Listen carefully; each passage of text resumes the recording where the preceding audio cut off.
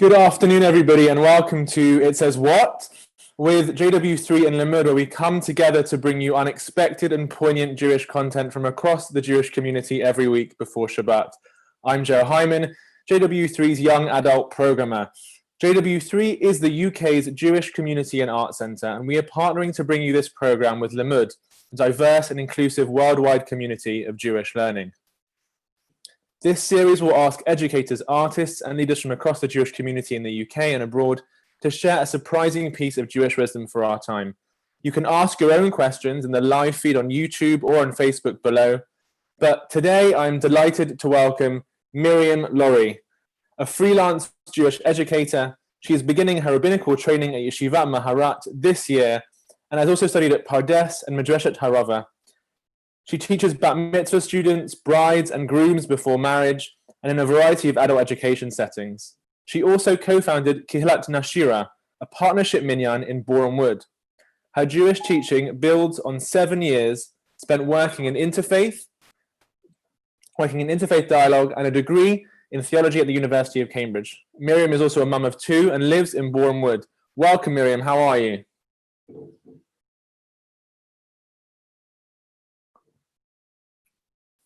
Can't hear you, Miriam. Just check the... There we go. Okay, great. I'm well, thanks, Joe. How are you? Really well. Really good to be with you. It's great to be here. So, Miriam, people may have seen your amazing video kind of introducing the topic of today's conversation. What does the Talmud have to say about sex? But I'd love for you to share us, what does the Talmud have to say about sex? Do you want to show us what you're teaching today? Okay, great. Should we dive in with the text that we're learning? Yeah. Okay, brilliant. When you asked me to share an It Says What text, this is what I thought about, because I heard this story and it really was a kind of, really? That's in the Talmud? So I want to bring it with you, bring it to you today. And I think the message was, we were also asked to look for something poignant. I think there is a poignant message at the end here and one which is relevant for us today. So yeah, let's dive in. Okay, I'll read in English, but we can go into the Aramaic anytime. So Rav Kahana entered into the room and lay beneath Rav's bed. Just to give some context, Rav is the teacher of Rav Kahana. He, Rav Kahana, heard him, Rav, chatting and laughing with his wife and fulfilling his desire. Rav Kahana said, and this is a really interesting euphemism, one would think that Abba's mouth had never sipped the dish or tasted this cooked food before. He, Rav, said to him, Kahana, are you here? Leave because it's rude. And the Aramaic is the equivalent of Derech Eretz. It's not Derech Eretz. He, Rav Kahana, replied, it is Torah and a matter I need to learn. So that's the text. Yeah, what? There's lots here. There is a student lying under his rabbi's bed. He's a voyeur. He's a peeping Tom. What are we supposed to take from this? There's also more than that going on. There's Kahana's surprise about Rav's behavior. He seems to be really surprised that his teacher is enjoying himself in bed with his wife. He's talking to his wife, so it's a two-way thing. That seems to be an element of surprise as well. And it's as if he's doing this for the first time. And then there's this comparison with a delicious dish. So I think that's a separate element from the kind of voyeuristic weirdness of all of this. There's a kind of commentary on appropriate sexual behavior. And then I think another element is the final line. And it's not totally clear whether the final line is there because it's the last word or that conversation's left hanging. We can talk about that a bit later. But Kahana's last line is, it is Torah and I need to learn. And in the Aramaic, Torah hi v'lemdod ani tarich. And it actually comes as part of a daf, a page of Talmud, where that line is repeated several times. When this was studied a few months ago, I think it was back in March, on the Daf Yomi cycle, there was a rash of memes that came out. If you're interested in studying a page of Talmud a day along with memes, you can find Meme Yomi on Facebook or Daf Your Memes, 2 rival groups. So this was one of the many that came out. this is an undesirable mode of behavior, Kahana, and the award for understatement of the year goes to Rav. And that was one of many, many kind of, I think, just living out this it says what response that we all have when we read this text. So yeah, what do we do with this text? The Gemara doesn't give us its own objective judgment. Is Kahana reasonable in wanting to learn about sex from his rabbi? I think that's the question. I don't think anyone's going to say, go and lie under someone's bed. But I think the question is it reasonable to want to learn about sex from Judaism, from a rabbi? Or is Rav correct in that this isn't the way to learn it? And maybe they can both be true. So maybe it's okay to learn about sex from Judaism, but there's a way to do it. So I wanted to share a little bit of context about the way I first came across this text. A few years back, I studied at the Pardes Institute of Jewish Studies and did a course with Rav Rahel Berkovitz called Sexuality and Sanctity. And I was kind of a little bit curious about what the Talmud would have to say about sex, as I believe anyone who's come today is. And look at the source book. That's how thick it is. There's an awful lot that our Jewish sources have to say. And Rav Rahel opened the course with this very text, with the context that scores of students come to Pardes every year.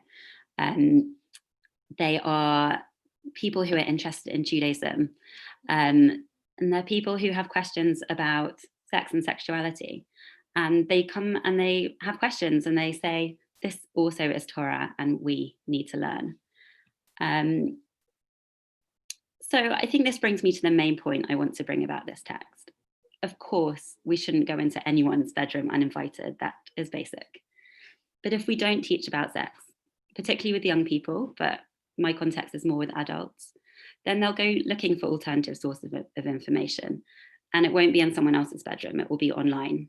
And we know from numerous studies the effects of online information. There's a lot of good online information, but we also know about the damaging effects of things like body dysmorphia and unrealistic expectations of sex that come from porn, for example. So this is partly a call for better sex ed for younger people, but also I think it's a call for adults, for allowing Jewish text to open up a conversation, whether it's with young people in schools, in youth groups. My context as a pre-wedding teacher is to use these texts to open up conversations about sexual ethics within marriage. So in this course with Rav Rahel, we studied hundreds of sources, and I think I went into it pretty nervous about what I was going to learn, ready for some major cringing. And of course there is some cringy stuff. It's centuries old, but I was really generally very pleasantly surprised that hundreds of these sources are literally centuries before their time. The kinds of things I'm talking about are respectful, consensual, two-way sexuality. And I think there's actually some sources in there which even go ahead of where we are today. And so I think they're really valuable for opening up a conversation.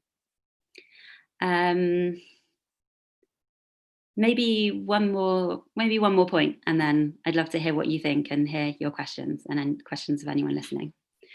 So the last point is that this comes up, as we saw on Brakot 62, Amud Aleph. And the context of that daf is actually talking about toilet behavior. So yeah, there were all sorts of memes that day on Meme Yomi on Facebook about toilet stuff as well. And I think, why is it coming up in that context? Just like toilet matters, sex can be an awkward subject. It can be taboo. And both this text and the other text on the daf come up in the context of looking up to a teacher and imitating them. I think that could open a whole nother interesting subject about to what extent teachers have to live out and be role models of what they're teaching. But I think the key point I'm trying to make is that if a teacher is too embarrassed to teach about awkward matters, it can actually cause damage. Yes, we might feel awkward about teaching about sex, but it's an opportunity, and it's one that I don't think we can or should shy away from.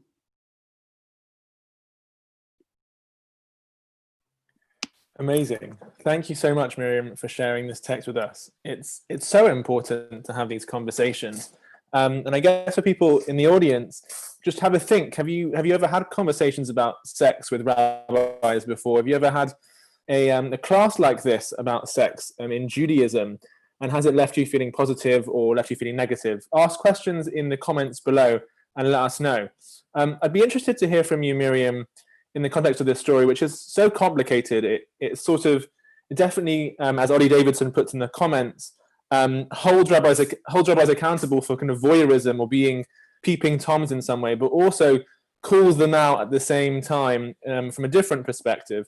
So I wanted to just ask, do you have a note to say about, is there a general perspective in the Talmud towards sex? Or is this another one of those things in the Talmud that's got so many different opinions and thoughts? Do you feel like, from your learning about this, that there's a more general perspective that exists, sex positive or sex negative? I think sex positive, and that was, I think, probably the main surprise that I had during this course at Pardes. Rahel has a section called, I'm not finding it, but it's something along the lines of how sexuality is a universal need. And the Talmud recognizes that it's a need for men, for women, something that is not shameful, something that's there. It's a positive thing. It's put down. It's the cause of the Talmud saying people wanting to go and build houses and work and move forward in the world. It's a driving force, and it's a positive driving force. It's of course also seen as something which can have the potential for negativity. There's definitely judgmental stuff about sexuality, judgmental stuff about female sexuality, but there's also some really positive stuff about female sexuality. One of the kind of real laughs of this course was discovering that that the Talmud actually bribes men into giving their wives pleasure by saying that if the woman has an orgasm first, they'll have a baby boy.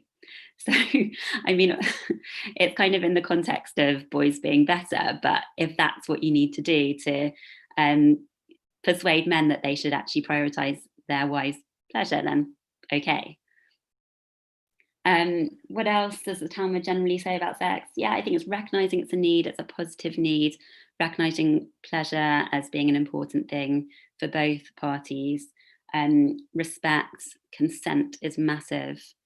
And I think probably the other thing that really singles it out and made me quite impressed by the sexual ethics is that it's seen as about the connection between more than two bodies, but the connection between two souls. Thank you. It's really interesting to hear and important to hear. I want to ask about the specific text, which is short but so pregnant with meaning and different perspectives. You mentioned that it's so important for young people and older people to have conversations about sex. It seems to me that Rav Kahana didn't know enough about sex and kind of felt, I'm not here to say go into people's bedrooms and find out what their sex life is like, but it seems like it came from an act of desperation, or at least that's my thought on it. And is this text a polemic against lack of conversation about sex, or am I just reading that into it as a modern Jew? No, I think it absolutely is. And I think that's why the last line is left there as the last word on this. It's Torah and it's something I need to learn. And that line's repeated with those two awkward toilet stories beforehand, that actually all kinds of stuff is Torah and we need to learn about it. And I think he's given the last word there because the Gemara acknowledges that we need to learn. And actually, I think it is a bit of a polemic against Rav or any of the other teachers who didn't get there first, who kind of drove Rav Kahana to come looking for information in not the right place. So I would totally agree with you. So I've got one question from our audience member, Ollie Davidson. And it's about theory versus practical.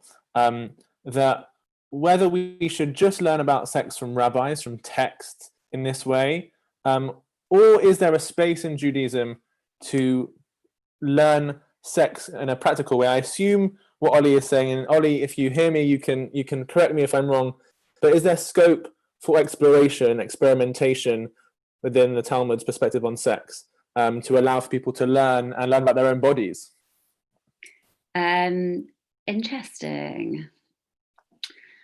I don't know if this is answering Ollie's question, but certainly I think there is a certain permissiveness within the Talmud towards sex within the context of marriage. When it comes to outside marriage, that's a whole different subject, which we can talk about if you're interested. But within marriage, there's a permissiveness to explore in all kinds of ways. And a parallel given in the Talmud is to kashrut. And I think slightly problematic metaphor used by the rabbis, that sex is a little bit like a piece of meat. Let's hope they're not referring to their wives as a piece of meat. I really don't think so. But in terms of once you've gone to the trouble of having kosher meat, you can eat it whatever way you like.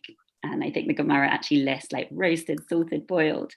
And similarly, once you've gone to the trouble of committing to a relationship within marriage, then the rabbis aren't really interested in what you do within that. There are superstitious things within the Talmud governing what you do, but they're clear to make a distinction between superstition and law. And within Jewish law, there is that permission to explore. I don't know if that answers your question. I don't think the Gemara is saying kind of go out and, as my grandma once said to me, spread your wild oats and have a bit of fun before committing to one person. Thanks for that, Grandma. But they're saying within a context you can explore. I don't know if that helps. Does that help, Ollie?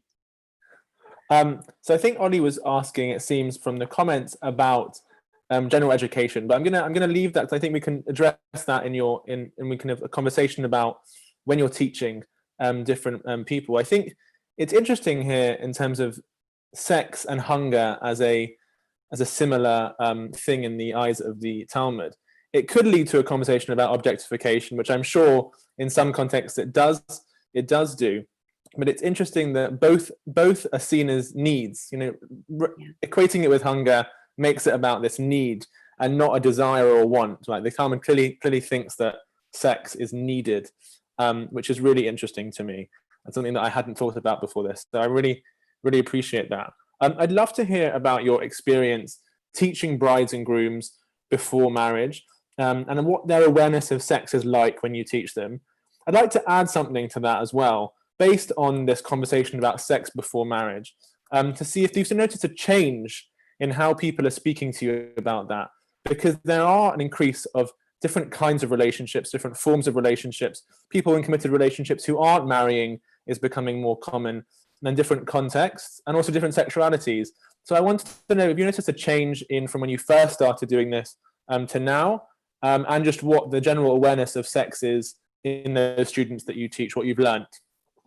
Yeah, and most of my students have been living together already, so I'm not doing kind of what's going to happen on your wedding night stuff, which I am trained to do, but I haven't been in the context of doing that yet. So what I'm doing, which I think is a really interesting conversation, is talking to couples about, okay, well, what's your marriage going to be? How's your marriage going to be different? You've been living together, you've been hosting together, you've got your whole kind of dynamic set up. So how is our learning together going to mark a kind of crossroads? How's your wedding going to mark a crossroads in your life, in your relationship, even in your sex life? And I think some of these texts really open up those conversations, and people are really interested to learn what Judaism has to say about sex. I think it's usually something that couples kind of muddle through, work out as they go along with their different sources of information, whether it's, from friends, from school, from the internet, from media. And this is a totally different way of looking at it, and it opens up new things. I think the one significant aspect, which is slightly different from what we're talking about, is all the rules of around niddah and mikveh, which which can mark a quite major change in a couple's sexuality. So when you say niddah and mikveh, just for the people that don't know those terms, can you just explain just a little bit? Absolutely. Yeah. So it's Jewish laws around when a woman has her period, she's in a state of niddah, where the couple separates. And then for some people, it's a number of days after that as well. At the end of that period, you go to the mikveh, and that starts a new phase of being together. So what you're kind of building into a relationship is an ebb and flow.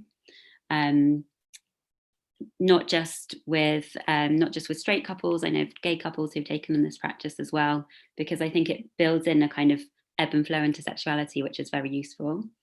Not always, don't want to rose tint it, and I'm very clear to say that to everyone I work with. So that can quite often be a shift in gear of couples who live together, they learn these texts and they want to move their relationship and their sexual relationship in a different direction when they get married. You asked also about kind of different kinds of relationships, bringing in LGBT stuff. When I did this course at Pardes, there were 2 trans people in our class and a number of gay people. And I think what was really interesting was the way in which our teacher managed to bring these texts, which are obviously written in, they're written intended for kind of male-female couples, but they don't necessarily have to be applied in that way. There's wisdom there that you can bring across the board to all number of relationships. I think the one moment that my teacher was challenged was when someone in the class made an argument for the sanctity of the one night stand. And that was really a big challenge to Rahel Berkovich, who just sat there for ages saying, I'm really open-minded, but I'm just not seeing how this can work with the Jewish text. That's really interesting. But the fact that those conversations are happening in that context is so important. And I think what's really interesting from what you said, most things were, but this specific thing that stood out for me was that couples that approach you to learn about marriage and love and sex before they get married are often couples that have been living together, probably having sex with each other already in sexual relationships.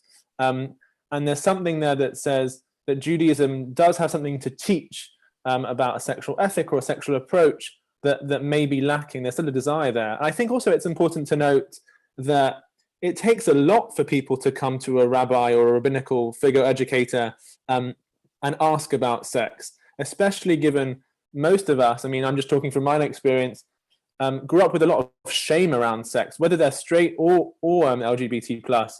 There's a lot of shame around sex, a lot of shame around masturbation and any sexual relationships. So I wanted to touch on that and to speak to that feeling of shame. Is that present in the Talmud, in the Bible, in the Torah, or is that something that we've inherited from other religions or Western approaches of sex? I think that we've inherited a lot of it. I think that the Talmud is way less prudish than we are today, with just the openness and the straightforwardness that it talks about sex.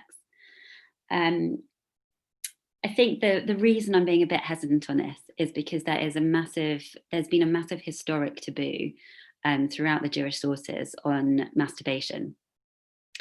And I think that's been really difficult, and that's possibly a great source of the shame that you're talking about. And I know that's been taught in Jewish schools as the worst thing ever. It's led to some really damaging stuff. I can share an incredibly powerful article written by a Rosh Yeshiva who saw this kind of education lead to really quite catastrophic results for one in particular of his students. And that led that Rosh Yeshiva to totally reconsider the matter. And I think on that, it's such a shame that it's become a historic taboo, because if you go back to the key source, Judah's 2 oldest sons, it seems to actually be based on a misreading of the original text, where God kills these 2 sons, and the rabbis read in that the reason they're killed is the reason the second one is killed is because he spilt his seed, not wanting to have a child which would take on the deceased older brother's name. But actually what seems to be the sin is not the spilling the seed, but refusing to honour the older brother. So that has just led to masses of taboo and shame around it. But I think sex in general, I really don't think it has the shame that we today kind of apply and the awkwardness that we load onto it. So yeah, let's move beyond that if we can. That's really, really great to hear. I think I'd like to see that article about masturbation, and maybe I'll share it in the comments for our viewers afterwards. Because I think that's where it begins. For at least most of the male population, that's their first sexual experience, I guess. And then to kind of begin that with shame is a difficult thing to start off their sexual awakenings with. This is really important. It feels really vital that people are listening to this conversation because of that shame, because of that lack of education. One thought that I'd like to add and a question is, how much do we rely on rabbis for that education? Is there a sense from this text or from other texts that you've learned that we should rely on rabbis for education about sex? I understand that the cultures may have been different, but in our context today, rabbis aren't talking about sex often. You are rare, and we don't have these conversations, and often they're in a rose-tinted view of, sex in Judaism is so wonderful and beautiful, and it's in this sanctified place, and I love that, but there's often more to it than that. So what do you think that, from your perspective, but also from the Jewish perspective, on taking that knowledge from, say, the educational curriculums in our schools? Yeah, and it is that placing an unfair pressure on rabbis that they should also be great sex educators, as well as everything else, the very many jobs that rabbis have to do. It's already an impossible task. I don't think rabbis should replace sex educators, but I think what they should do is, when it comes up, be trained, be equipped to teach it well in their classroom. And I mean, this is such a bigger educational message, isn't it? Because I don't know, you read in the news about the way that sex and sexuality is brought into Jewish studies in Jewish schools today. It's not always positive. One of my students told me that their teacher earlier this year said to him that feminism and LGBTQ is basically the same issue, just like complete misinformation, complete lack of understanding of the issues, and probably no understanding of the text and what the Talmud actually says, or halacha. So no, I don't think all rabbis need to be great sex educators, but I do think that it's something where there should be better training and awareness. And just like we would look to our Judaism for the source of ethics on anything, business ethics, ethics towards people who look different from us, sexual ethics is a big part of that. So, we can't shy away from that really significant area of human experience. Yeah, 100%. And that moment, I guess, is so important. That moment when a congregant or a member of someone's community approaches them to talk about sex, to address something, they have to be ready to make space for that person, listen to them, hear them, and not judge.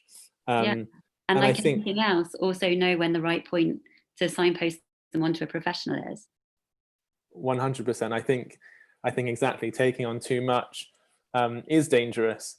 I want to just talk about, you mentioned consent, and maybe just for a second, this text also clearly addresses consent. You can't watch someone having sex. You can't go into someone's bedroom, and it's inappropriate behavior. And the Talmud clearly is saying something about that. The rabbi is angry, and the meme that you spoke of said, that and kind of not a great reaction from the rabbi. It should have been more, potentially.